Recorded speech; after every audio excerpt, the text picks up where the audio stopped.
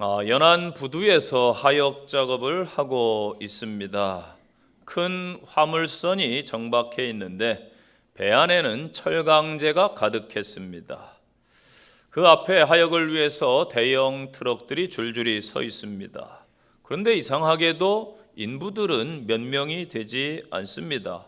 어떻게 저 많은 트럭들을 실을 수 있을까 지켜보고 있는데 대형 크레인이 큰 갈고리를 내려뜨려서 철강제를 그렇게 옮기는 것입니다. 그리고 가볍게 들어서 옮겼습니다.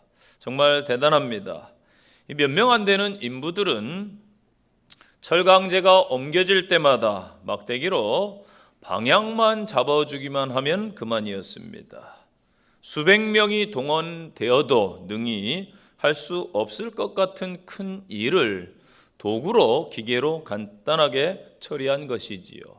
그 광경을 보면서 인간이 할 수 없는 일을 도구를 사용하면은 넉넉히 할 수 있다라는 생각을 하게 됩니다. 여러분, 이와 마찬가지로 우리가 세상에 살면서 큰 힘을 발휘할 수 있는 도구가 있는데 그것은 바로 우리 주님을 바라보는 것입니다. 우리는 비록 연약하고 부족할지라도 주님을 바라보면은 주님께서 저와 여러분의 인생을 친히 도우실 줄로 믿으시기를 바랍니다. 그런데 우리는 주님께 더욱 가까이 나아가기보다는 왜 세상에 점점 빠져가는 경우가 많습니까? 바로 눈앞에 계신 주님을 잊고 세상을 향해 시선을 두기 때문입니다. 우리는 하나님의 친백성, 하나님의 자녀들입니다. 하나님 나라에 들어갈 때까지 우리의 시선을 주님께 고정하시고 구원의 완성을 이루어가는 복된 성도들이 되시기를 다시 한번 축원드립니다. 오늘 본문의 배경입니다. 예수님께서 디베랴 벌판에서 보리떡 5개와 물고기 2마리를 가지고 굶주린 군중들 5,000명을 배불리 먹이시는 기적을 행하셨습니다. 이 기적을 보고 제자들과 수많은 사람들이 흥분했습니다. 당장 급한 자신들의 문제와 나아가 민족의 수건까지도 해결할 수 있는 분이겠구나. 믿는 일단의 사람들이 예수님을 그래서 왕으로 추대하려는 움직임을 보였습니다. 제자들도 충분히 그러한 기대감을 가지고 있었습니다. 그러나 예수님은 인류의 구원을 위해서 무엇보다도 중요한 십자가의 사명을 감당해야 되셨기 때문에 한 민족의 왕으로 군림할 수가 없었습니다. 그래서 들떠있는 제자들을 서둘러서 배를 태워서 갈릴리 바다 건너편으로 가게 하신 것입니다. 제자들이 노를 저어 바다를 가로질러 가던 그날 밤에 몹시 거센 풍랑을 만나게 됩니다. 풍랑이 점점 거칠어지니 노젓는 것은 아무 의미가 없어졌습니다. 어찌할 수 없는 처지가 된 것입니다. 그래서 본문에서는 풍랑 때문에 고난을 당했다 그렇게 말씀하고 있습니다. 제자들의 고난은 아주 오랜 시간 지속되었습니다.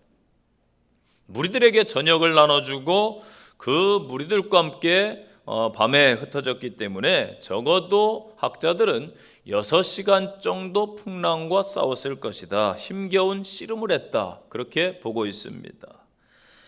그때 예수님께서 늦은 밤 사경에 제자들이 허덕이는 배로 친히 걸어 오셨습니다. 제자들은 어두운 밤에 누군가 물 위로 걸어오는 것을 목격하고 한 소리로 외칩니다. 유령이 출몰했다. 제자들은 또 한 번 주님 때문에 놀라게 됩니다. 5,000명을 먹이신 것도 놀라운 기적인데 이제는 바다 위로 걸어오시다니. 그때 예수님께서 그들에게 오셔서 말씀하십니다. 안심하라. 나니 두려워하지 말라. 예수님께서 제자들이 탄 배에 오르시자마자 신기하게도 거센 풍랑과 바람이 그쳤습니다. 제자들은 예수님을 향하여 하나님의 아들이라고 고백하면서 경배하게 됩니다. 저와 여러분의 삶에도 주님께서 찾아오셔야 될 줄로 믿습니다. 오늘 주시는 말씀입니다. 첫째, 분주함으로 하나님을 못 본다라는 거예요. 분주함 때문에 하나님을 놓치지 마시기를 바랍니다. 이 시대의 키워드, 많은 키워드가 있지만은 아마 대한민국의 키워드는 분주함, 빠름, 빠름 이렇게 말합니다. 외국인들이 이 한국에 오면은 특히 서울에 와서 깜짝 놀란다고 그래요. 사람들이 너무 열심히 살아가지고 이들과 경쟁하겠나 이런 생각을 한다고 합니다. 아침 일찍 출근할 때, 퇴근할 때 보면 다 뛰어다니는 한국 사람들. 속도가 너무 빨라서 적응하기 힘들다고 합니다. 아마 이 정도 바쁘면은 세계 1위인 미국을 제치고 세계에서 가장 잘 살아야 되는데 이 바쁜 것에 비해서 그렇지 못하니 한번 우리를 좀 돌아봐야 되지 않을까. 너무 바빠서 무엇인가를 놓치고 있는 우리 사회가 아닌가 그런 생각이 듭니다. 일생일대의 거래라는 책이 있습니다. 이 프레드릭 베크만의 소설인데요. 일에 빠져서 가족을 돌보지 않고 오로지 일과 부와 명예를 향해 달린 한 남자의 마지막에 대한 이야기입니다. 그는 열심히 일한 대가로 성공과 명예와 부를 거머쥐게 됩니다. 그러나 열심히 일한 대가로 한편으로는 아내와 아들을 잃었습니다. 그러던 어느 날 성공 가도를 향해 달려가는데 질병, 암이 발생해서 그의 인생의 브레이크를 걸었습니다. 오로지 위로 향해 달리던 그가 멈추었을 때, 더 이상 위를 바라보지 않게 되었을 때 그는 무엇을 보게 되었을까요? 그가 시선을 둔 곳에 아들이 있었습니다. 이미 너무 멀어져 버린 아들이 있었습니다. 실제로 어느새 너무 커버린 아이와 서먹서먹하게 지내는 집들을 주위에서 우리는 흔히 만나볼 수 있습니다. 아이에게 어떤 시간도 투자하지 않고 뒤늦게 자신이 여유가 생겼을 때에 아이와 갑자기 친하게 지내기를 원하는 것은 오로지 아빠의 욕심입니다. 너무나 바쁜 세상의 아빠들에게 프레드릭 베크만이 바랍니다. 오늘 아이와 눈을 맞추고 오늘 아이의 이야기에 귀를 기울여 주라고. 아이가 영영 멀어지기 전에 말이지요. 우리는 어떠합니까? 오늘이 바빠서 먹고 사는 것이 너무 힘들어서 실제 일어날지 알 수 없는 일들을 고민하느라고 가장 소중한 시간들을 혹 지나치고 있지는 않습니까? 23절 말씀 보세요. 무리를 보내신 후에 기도하러 따로 산에 올라가시니라. 저물매 거기 혼자 계시더니. 아멘. 산은 혼잡한 무리들과 격리된 영적 교제의 장소입니다. 더불어 이곳에서 예수님께서는 아마도 갈릴리 바다를 항해하는 제자들을 아마 지켜보실 수 있었을 것입니다. 예수님께서는 자신이 행한 기적들을 둘러싸고 사역에 중대한 문제가 발생할 때마다 종종 한적한 곳을 찾으셔서 그곳에서 기도와 명상을 했습니다. 마가복음 1장 35절 또는 누가복음 5장 6장 10절에서 말씀을 주고 있지요. 예수님의 능력의 비밀은 그가 하나님의 아들이라는 사실이 있을 뿐만 아니라 기도를 통해서 성부 하나님과 계속적인 교제의 나눔에 있었습니다. 이것이 바로 그의 사역을 가능케 한 예수님의 내적 본질입니다. 분주해서 많은 것을 놓치고 있는 현대인들과 또한 우리에게 때로는 예수님처럼 하나님과 홀로 조용한 시간, 친밀한 시간, 기도하는 시간, 쉼의 시간이 필요한 거예요. 우리의 영성은 하나님과의 깊은 교제 속에 형성되고 성장해 가는 것입니다. 우리를 바쁘게 만드는 여러 원인들이 있습니다. 이것을 통틀어서 고난이다 그렇게 칭합니다. 24절 보세요.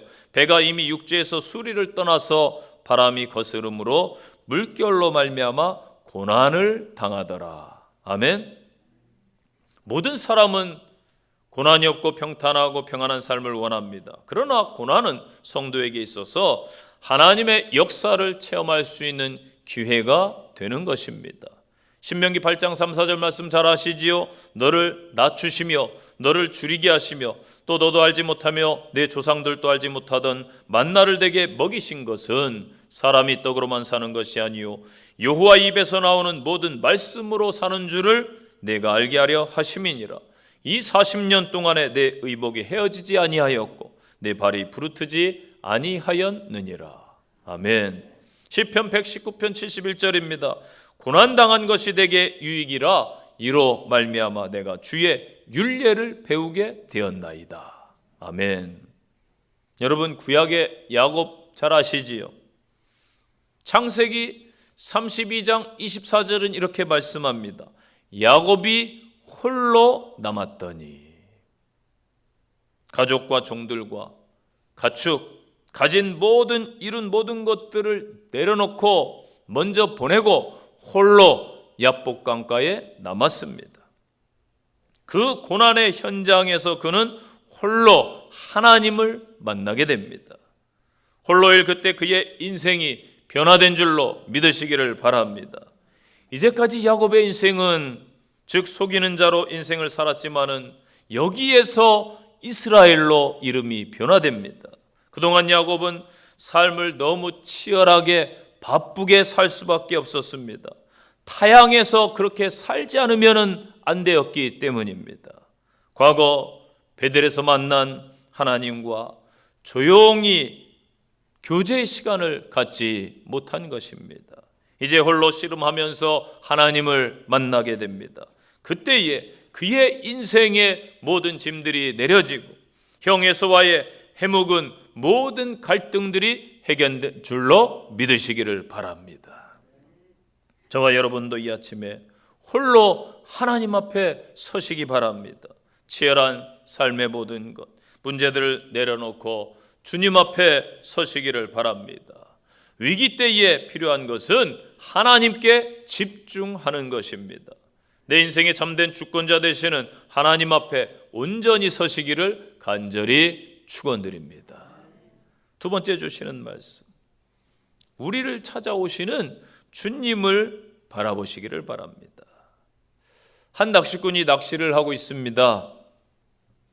고기를 잡으면은 30cm 이만한 자를 가지고 고기의 길이를 잰 다음에 이 30cm보다 크면은 살려주고 놓아주고 작으면은 바구니에 담았습니다.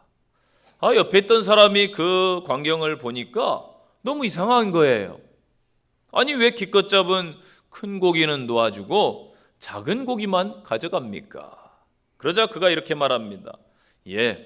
우리 집에 제일 큰 후라이팬이 30cm라서 큰 거 가져가 봤자 요리할 수가 없어요. 그러니 그냥 놓아주는 겁니다. 참 어이없는 일이지만 어쩌면 우리도 이 30cm도 안 되는 내 이성 속에 하나님을 가두고 나의 좁은 이 생각 속에 하나님의 능력을 제한하고 또 나의 얕은 경험 속에서 성령님을 가두고 살아가는지도 모릅니다. 내 힘으로 무엇을 하고자 오늘도 여러분 노력하십니까? 우리에게 오시는 주님을 맞이하시기를 바랍니다. 24절 보세요. 배가 이미 육지에서 수리를 떠나 바다 한가운데 있는 상태, 바람이 거슬리는 인생, 위험과 고난에 봉착한 우리 인생을 의미하는 거예요. 25절 밤 사경에 예수께서 바다 위로 걸어서 제자들에게 오셨습니다. 아멘. 밤 사경은 가장 어두울 때예요. 마태가 그 당시에 로마가 시간을 그렇게 밤을 구분했어요. 그래서 1경, 2경, 3경, 4경으로 나누는데 사경은 새벽 3시부터 6시 동틀 때까지 가장 깊은 밤이에요. 가장 인생의 고난 깊은 곳에 있을 때 그때에 우리 주님이 저와 여러분을 찾으실 줄로 믿으시기 바랍니다. 시편 139편 16절에 보니까 내 형질이 이루어지기 전에 주의 눈이 나를 보셨습니다. 아멘. 나를 보고 계세요. 누가복음 12장 30절에 이 모든 것은 세상 백성이 구하는 것이라 너희 아버지께서는 이런 것이 너희에게 있어야 할 것을 아시느니라. 아멘. 모든 필요를 아시는 하나님 아버지. 고난 가운데 있으면요 30절 말씀처럼 우리는 당연히 무서워합니다. 두렵습니다. 31절 말씀처럼 왜 의심하느냐? 인생이 불안하고 흔들리니까 내 믿음에 의심이 들어옵니다. 연약해집니다. 그러한 때에 우리 주님께서 말씀하시는 거예요. 27절 예수께서 즉시 이르시되 안심하라 나니 두려워하지 말라. 아멘. 이 안심하라 딜세이테 담대하라 용기를 냈으면 좋겠다. 두려워 말라. 이 말은 두려움에서 헤쳐 이기고 나와라. 아멘. 이사야 41장 10절 잘 아시지요. 두려워 말라 내가 너와 함께함이라. 놀라지 말라 나는 내 하나님이 됨이라. 내가 너를 굳세게 하리라. 참으로 너를 도와주리라. 참으로 나의 의로운 오른손으로 너를 붙들리라. 아멘. 시편 3장 6절입니다. 천만인이 나를 외워싸 진친다 하여도 나는 두려워하지 아니하리로다. 아멘. 세상 끝날까지 함께 하시겠다고 우리 주님께서 약속하셨습니다. 아이가 엄마 아빠 함께 있으면요 마음이 편안한 거예요. 인간은 본능적으로 하나님이 함께 하셔야 평안한 것입니다. 요한복음 14장 27절에서 세상이 줄 수 없는 평안을 우리에게 주신다고 주님은 약속하셨습니다. 인생의 고난과 역경을 통해서 우리는 예수님을 만나는 기회가 되는 거예요. 예수님이 찾아오시는 기회가 되는 거예요. 우리가 언제 주님을 만나고 주님을 찾게 됩니까? 대부분 문제 앞에서가 아닙니까? 이스라엘 백성들이 광야 고난을 통해서 날마다 하나님을 경험합니다. 만나와 메추라기가 하루도 안 빼고 임합니다. 하나님의 언약의 말씀이 임했습니다. 광야 고난을 통해서 인생의 그 깊이와 신앙의 성숙을 경험하는 것입니다.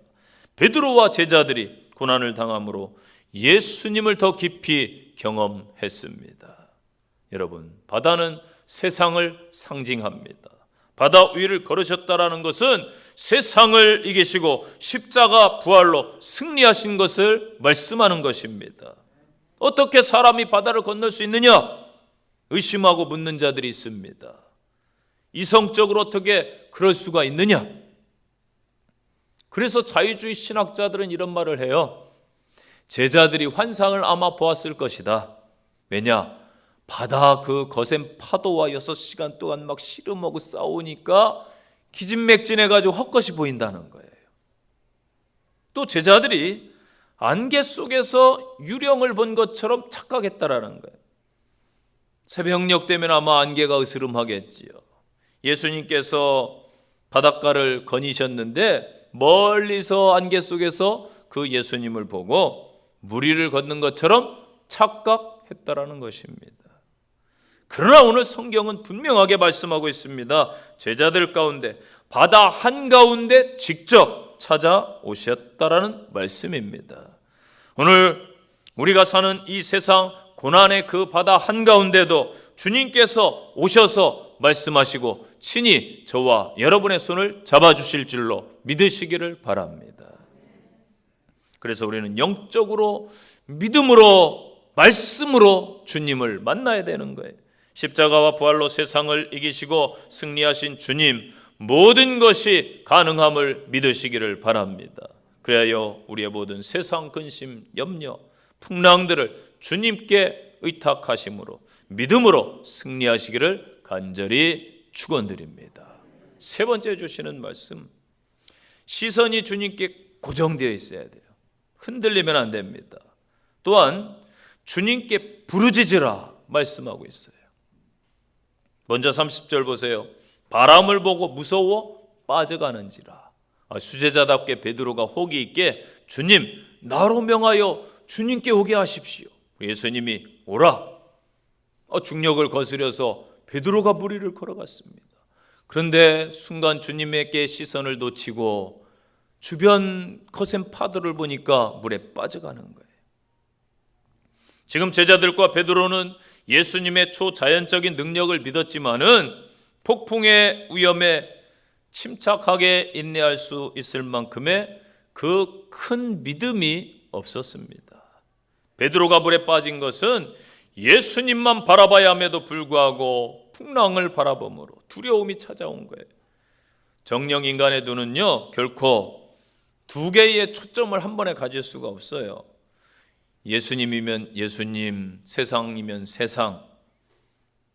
여러분, 흰색이면 흰색, 검은색이면 검은색. 중심을 바로 하는 성도가 되시기를 바랍니다. 무서워 빠져가는지라. 베드로는 예수님과 그 능력을 절대적으로 신앙하는 그 믿음의 빛을 잃었을 때에 예수님의 보호하심에서 벗어나서 중력에 의해 빠져드는 자연현상의 지배를 받게 되는 거예요. 그래서 여러분, 예수님을 벗어나면 세상에 지배받는 것은 당연한 거예요. 신앙에는 두 세계가 있어요. 물 위를 완전한 믿음으로 걷는 믿음의 세계, 아니면 물 아래 빠지는 이 세상의 세계, 육의 세계입니다. 잘 선택하셔서 좋은 곳에 머무는 성도들이 되시기를 바랍니다. 그때 베드로가 뭐라고 말해요? 주여, 나를 구원해 주십시오. 이 구원해 주소서의 뜻인 소서는 과거 명령형으로 되어 있어요. 이 상황이 정말 긴박했음을 시사하는 것이죠. 이 말은 물론 물에 빠지게 된 베드로 자신의 몸을 건져주세요, 육체를 의미하기도 하지만은 종종 이 단어가 도덕적이고 영적인 종교적인 의미에서 영혼 구원의 의미로 쓰였습니다, 성경에서. 그래서 일반적으로 주여 나를 구원하소서, 구원해 주소서, 나를 건져 주소서, 이 말은 하나님을 떠났던 죄인이 그 세상의 악의 구렁텅이에서 헤어나오기를 원할 때 부르짖는 호소였습니다. 여러분, 누가 떠올라요? 탕자가 이제 아버지 집으로 가야 되겠구나. 그때에 나를 구원하소서. 가늠한 여인이 돌에 맞아 죽는 상황에서 예수님을 애절한 눈빛으로 바라보며 주여 나를 구원해 주소서. 죽은 나사로의 누이들이 예수님을 바라보면서 우리 오라비를 구원해 주시옵소서. 인간의 한계를 깨닫고 절망 가운데 비로소 주님 앞에 돌이킬 때에 쓰인 용례입니다. 여러분과 저도 주님 앞에 그렇게 호소하십시오. 주여 나를 구원해 주시옵소서. 아멘. 베드로가 주님을 바라보던 그 시선을 잃어버리고 세상을 바람을 보았기 때문에 빠진 것처럼 우리의 시선이 주님을 떠나면 믿음의 실패자가 될 수 있어요. 히브리서 12장 2절 말씀처럼 믿음의 주요 온전케 하신 예수를 다시 한번 바라보는 성도들이 되시기를 바랍니다. 우리는 이 같은 사실을 통해 값진 교훈을 얻어요. 우리의 시선이 예수님을 떠나면 빠져갈 수 있구나, 실패할 수 있구나. 우리의 시선이 주님을 떠나면 우리의 믿음도 약화되는 거예요.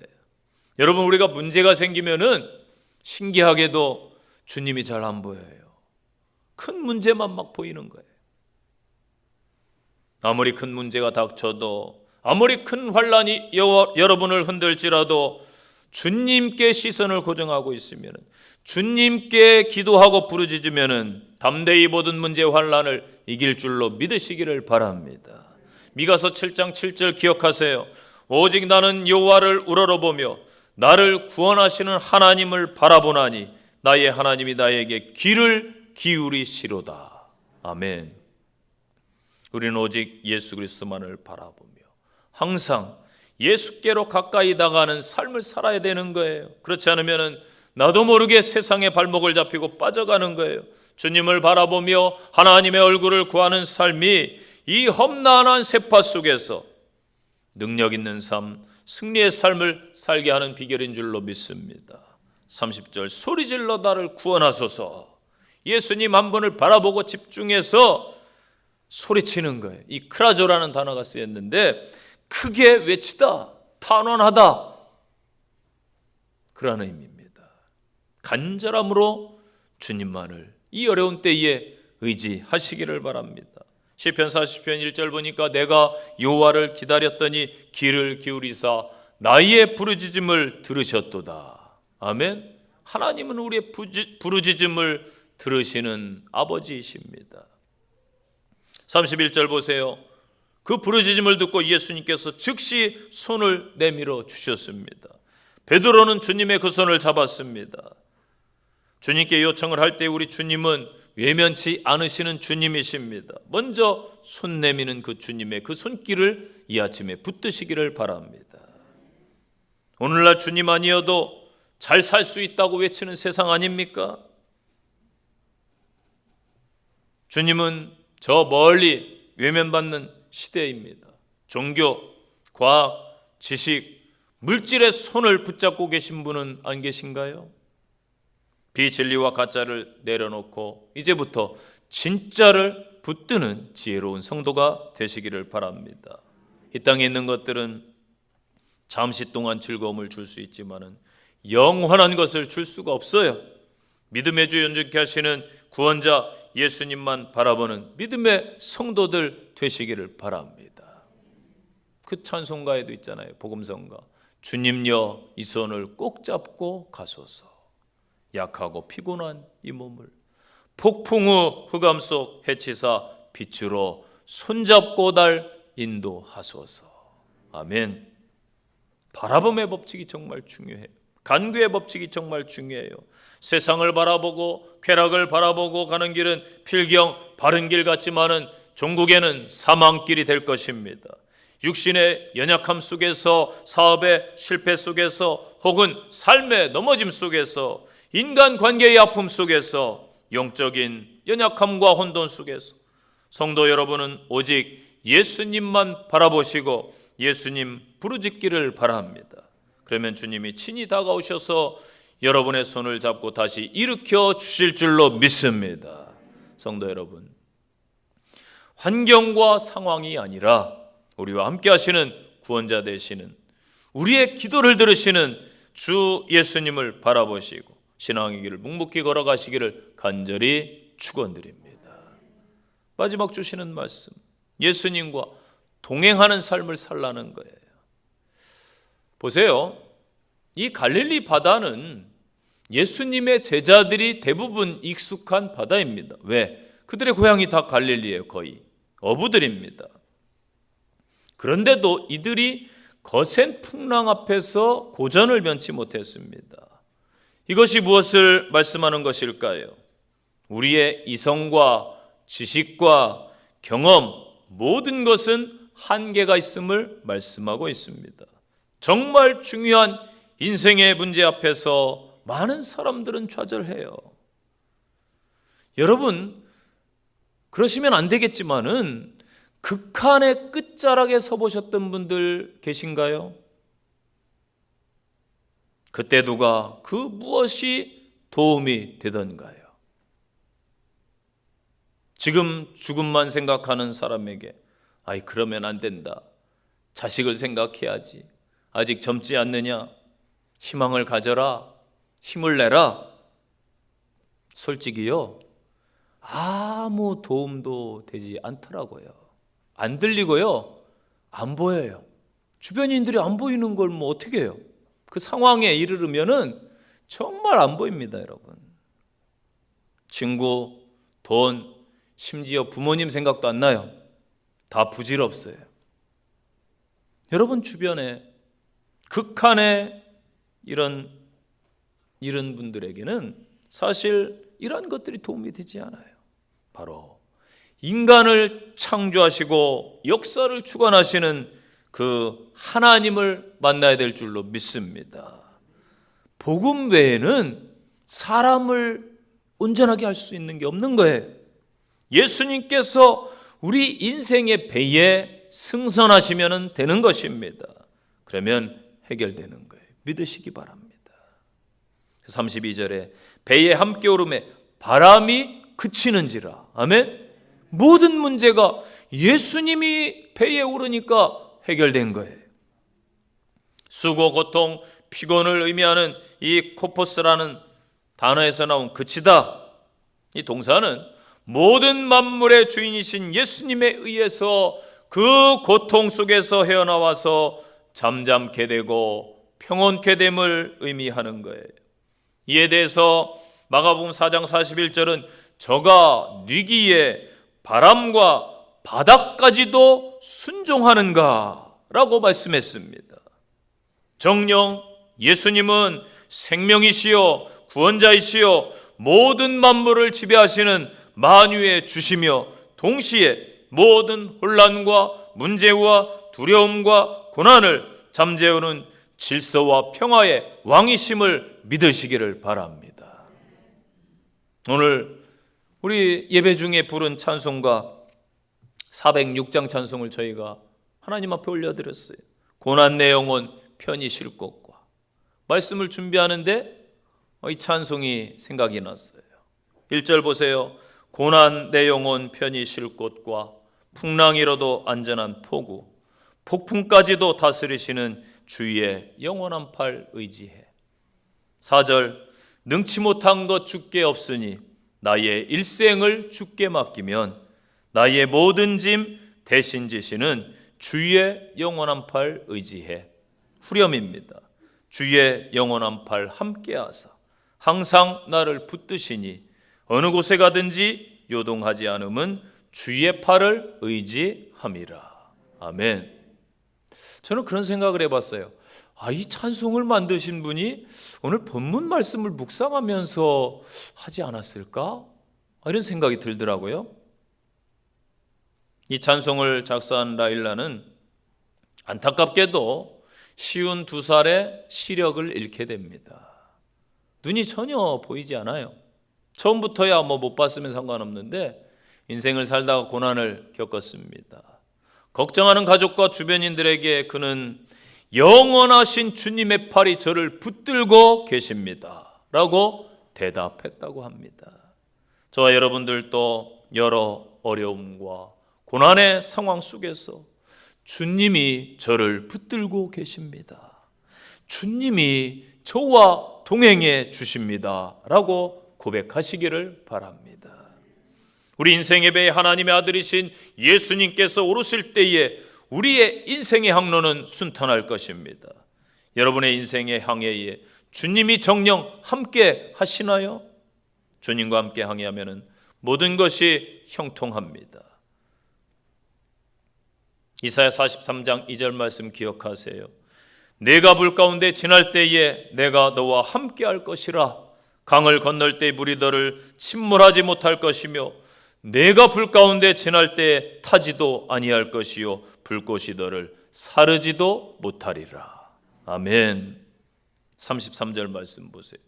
예수께 절하여 가로되 진실로 하나님의 아들입니다. 고백합니다. 예수 그리스도를 경배하는 삶, 예수 그리스도를 높이는 삶, 성도로서 하나님께 예배하는 삶, 내 인생의 주인으로 예수 그리스도를 고백하는 삶이 그분과 동행하는 삶입니다.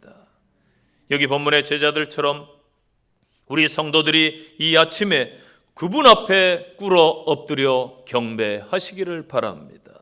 고난과 아픔 속에, 문제 속에, 혹 남모르는 어려운 풍랑 속에 주님을 모시고 주님의 인도함을 받고 굳건히 승리하시기를 간절히 축원드립니다. 결론의 말씀입니다. 시시각각 변하는 이 세상 속에서 그 흐름을 따라가기도 참 벅찰 것입니다. 그러할지라도 우리는 잠시 멈추시고 그분 앞에 서시기를 바랍니다. 하나님과의 깊은 교제 속에서 그분께 시선을 두고 그분을 모셔드리고 그분과 동행함으로 인생의 남은 항해를 멋지게 헤쳐나가는 귀한 성도들 되시기를 간절히 축복합니다. 적용의 말씀에 첫째, 나는 무엇 때문에 그리 분주합니까? 너무 바쁘지 않습니까? 이 한 주 동안 한 가지씩을 좀 내려놓으시기를 바랍니다. 두 번째 적용입니다.